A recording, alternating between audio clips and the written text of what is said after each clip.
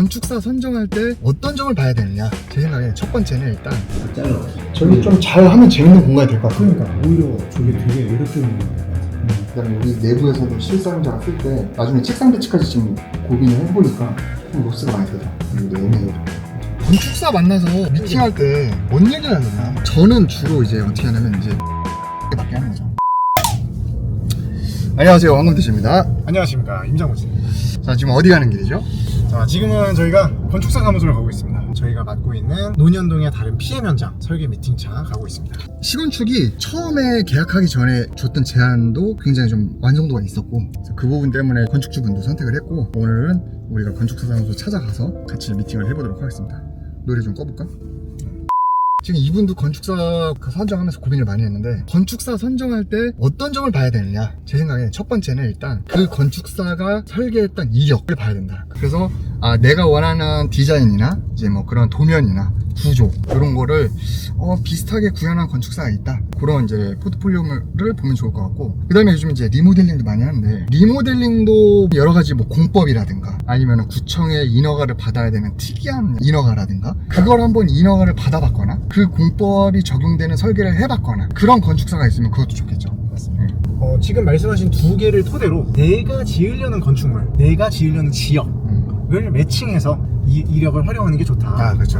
자, 그냥 두 번째는 일단 그 건축사의 그 사람적인 성향도 좀 봐야 될 것 같아요. 그게 이제 건축주와의 소통이라든지 프로젝트 진행하면서 시공사나 감리분과의 여러 가지 조율이 필요하잖아요. 그렇죠. 그럴 때도 다 영향을 미치기 때문에 그렇죠. 성격 부분을 봐야 된다. 업무 소통을 하면서 해야 되는데, 너무 막 그 아티스트적인 거냐, 본인의 약간 철학이 너무 좀 확고하냐, 조금 건축주의 성향을 잘 받아주냐, 업무 스케줄이라든가 그런 것도 좀 같이 물어보고 기존에 했던 방식이라든가 좀 같이 고려하면 좋을 것 같고, 저는 이제 마지막으로 돈이죠 뭐. 속도와 돈. 그렇죠. 결국은 이제 빼놓을 수가 없다. 음. 저는 이제 마지막으로 결국은 이제 디자인 특성, 디자인의 결, 그것도 첫 번째 중요한 거 같고, 그 건축사가 직접 계속 실무를 이끌어 나가는지, 아니면 실장이나 팀장이나 아예 팀원한테 위임을 해서 첫 미팅 이후에는 거의 그 팀원이 주도를 그치. 하는지, 그것도 좀 중요한 것 같습니다. 그치. 얼굴 마담이냐 실무자냐. 그렇죠. 아무튼 그래서 지금 건축사 미팅 하러 가는데 한번 미팅 잘 해보고 오겠습니다. 근데 이런 촬영 각도는 좀 생소한데요?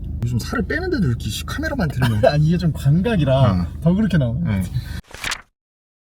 기준층에서 좀 좋게 하고, 지하 썬큰을 좀 크게 뚫어서 햇빛은 좀 많이 안 되더라도 오픈된 공간으로 해서 지하에서도 좀 공간감 있게 사용할 수 있게, 이 방향으로 지금 검토를 했고요. 그래서 지금 단면을 좀 디테일하게 그려봤어요. 단열재나 뭐 슬라브 다운이나 이런 것들도 다 표현을 해서, 그다음에 사무 공간을 만약에 이쪽에서 쓴다 하면 저기 좀 잘하면 재밌는 공간이 될 것 같아요. 그러니까 오히려 저게 되게 매력적인 공간이 될 것 같은데.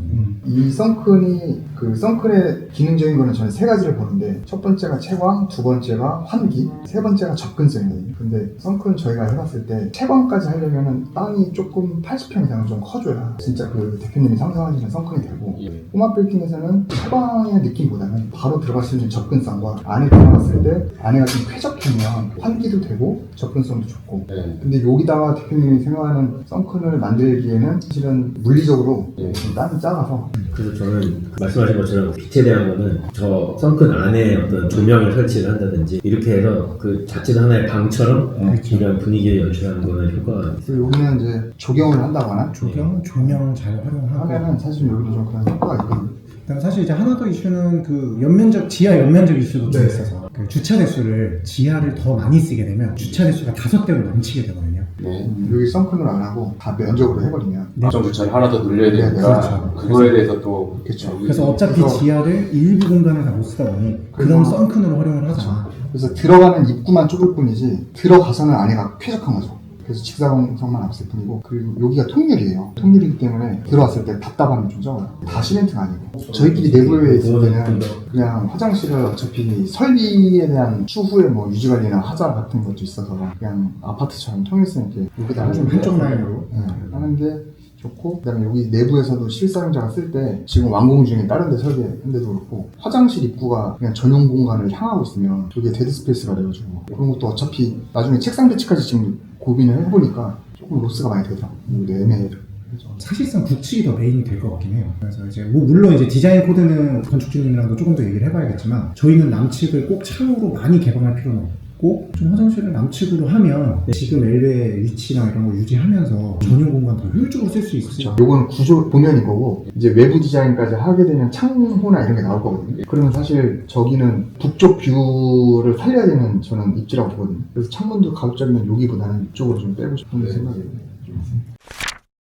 미팅을 한 1시간 20분 정도 하고 나왔습니다. 오늘 미팅 어땠어요? 요때가 제일 재밌기도 하고 제일 의사결정을 중요하게 해야 되는 시점이잖아요. 여기서 한번 잘못하면 이제 건축허가 들어가는 도면의 구성부터 해서 막 어그러지기 때문에 굉장히 저도 집중을 해서 했는데 일단 요 전에 왔던 자료가 사실 조금 마음에 안 들었거든요. 굉장히 오늘 대화는 마음에 들었습니다.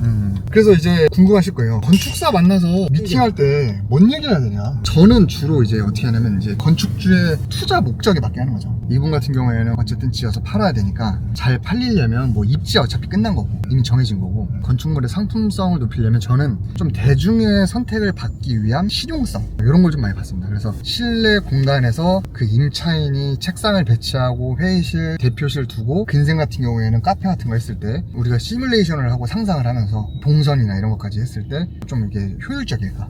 죽는 공간 없을까? 그런 거를 좀 주로 봤죠. 건축주분이 디자인을 또 생각보다 과감한 걸 원하셔서 우려 반 좀 재미있을 것 같다는 그 시도적인 부분에서 그런 것도 있었지만 너무 그렇게 했다가 촌스러워지거나 특이 취향의 분들만 수요가 좁혀지면 안 되기 때문에 그렇죠. 대중성, 실용성 그런 것들을 저도 생각하면서 봤고 최대한 그 화장실 동선이라든지 이런 거를 1차 미팅부터 많이 신경 쓰면서 좀 검토를 해봤습니다. 건축주분이 사실은 지어서 잘 하는 게 이제 목적이니까 이제 저희는 거기에 맞게 좀 조언을 드렸고 앞으로도 진행하는 모습 간간히 유튜브로 보여드리도록 하겠습니다. 감사합니다. 감사합니다.